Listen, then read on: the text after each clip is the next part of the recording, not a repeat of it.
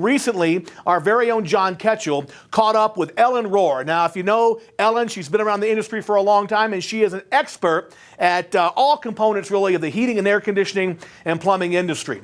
This week, we got a chance to talk to her about open book management. So take a look with me. Let's watch Ellen Rohr and watch John's interview, kind of pick her brain about open book management.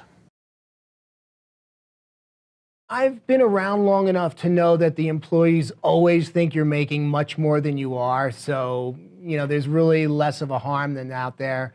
Whether it's the owner driving up in a Mercedes, but if you look closely at their shoes are old and worn because things are a struggle at home. So there's always that assumption, but I certainly can understand how a lot of people would be very leery about that. Sharing that kind of information and really diving into that open management system that you're describing. Yes, and so I'm going to soften this a little bit for you. You don't have to show every number. I'll tell you this, after having practiced open book management in many, many companies since then, I don't have a bad story to tell you. The stories go bad when this happens, when we lie to people. So if one of your KPIs, your key performance indicators, is the number of labor hours you're going to build into a job. So the system engineer, comfort advisor creates a bid on a job, right? And in that flat rate job or the proposal is a number of labor hours. There's always a time and material guess inside any price.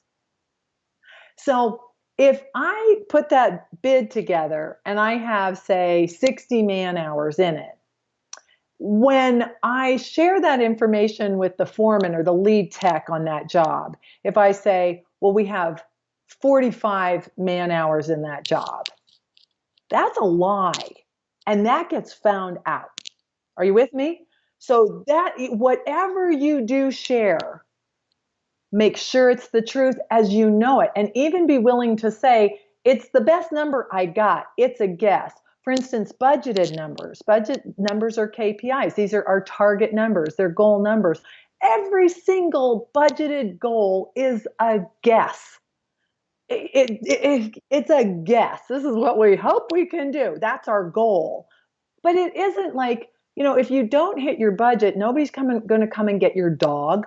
In most companies, in good companies, we can adjust the game plan so we might yet hit goal, or maybe the goal was unrealistic and we can adjust it that way. The idea is to create a game.